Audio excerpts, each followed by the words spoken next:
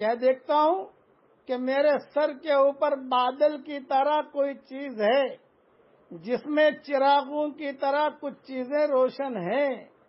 پھر وہ بادل کی طرح کی چیز فضا میں اٹھتی چلی گئی یہاں تک کہ میری نظروں سے اوجھل ہو گئی.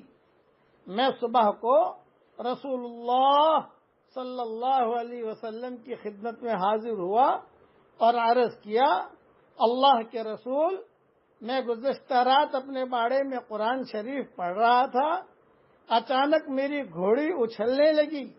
رسول اللہ صلی اللہ علیہ وسلم نے ارشاد فرمایا، ابن حذیر پڑھتے رہتے؟